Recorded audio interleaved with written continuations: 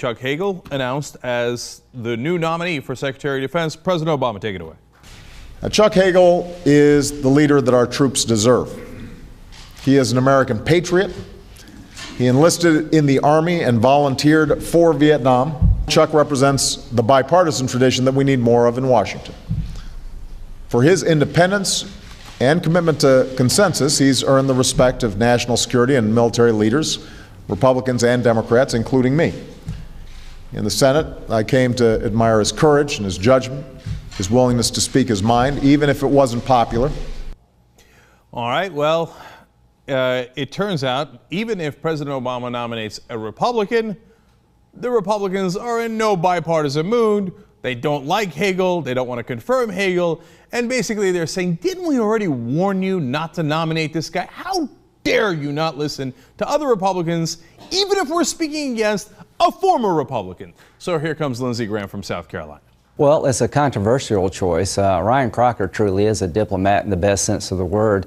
I like Chuck Hagel. He served with distinction in Vietnam as a enlisted man, 2 Purple Hearts. But quite frankly, Chuck Hagel is out of the mainstream of thinking, I believe, on most issues regarding foreign policy. Chuck Hagel, if confirmed to be Secretary of Defense, would be the most antagonistic Secretary of Defense toward the state of Israel in our nation's history. Ah, there we go. So they've thrown a lot of stuff at Hagel. Oh, he's anti-gay, and he's not strong enough on Iran. He was wrong on Iraq. You'll see a lot of that. But the real issue is Israel. And he has not been sufficiently in favor of the right-wing government of Israel. How dare you? How dare you? Well, Lindsey Graham continues.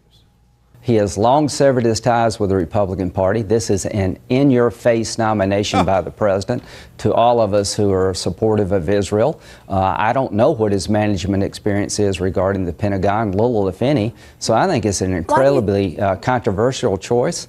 And it looks like the second term of Barack Obama is going to be an in-your-face term. I'm not going to talk to you at all about the debt ceiling, and here's my Secretary of Defense nominee that's going to get a lot of bipartisan concern.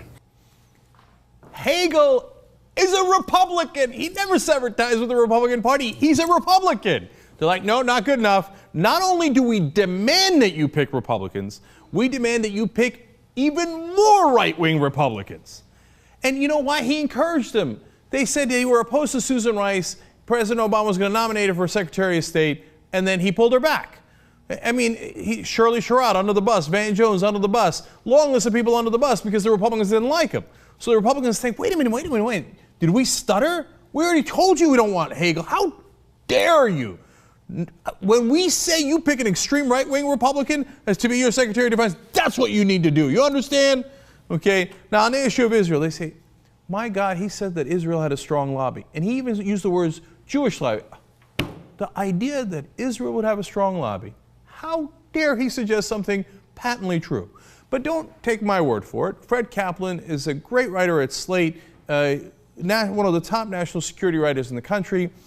He writes, now no one could deny that AIPAC has an overpowering influence on many lawmakers.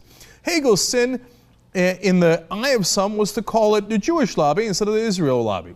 If this is a sin, AIPAC and its allies have brought it on themselves. For decades, they have thundered that criticism of Israel is a thinly disguised as anti-Semitism.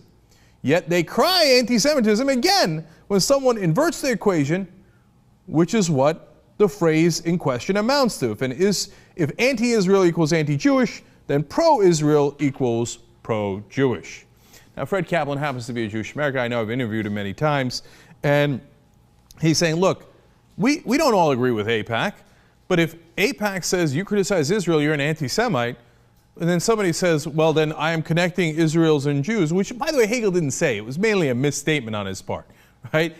But they're like, how could you connect Israel and Jews? But wait a minute, that's what AIPAC's been doing to bury their critics all along. Fred Kaplan's point there is nearly indisputable. He goes on to say, as for saying that he's a senator from Nebraska, not Israel, which is a statement that Hagel did make, he said, had he or any other senator said this about any other country, I'm not a senator from France, England, Canada, or wherever, no one would have batted an eye. To which I say, of course! I mean, can you imagine a senator says like, Listen, man, I'm not a senator from France. I'm a senator from Nebraska. Everybody's like, yeah, that's right. Yeah, France is one of our top allies. But if you say, I'm not a senator from Israel, I'm a senator from Nebraska, they're like, how dare you? I mean, so what are you saying? They're all senators from Israel? They're unbelievably brazen, these Republicans and the neoconservatives who are backing them.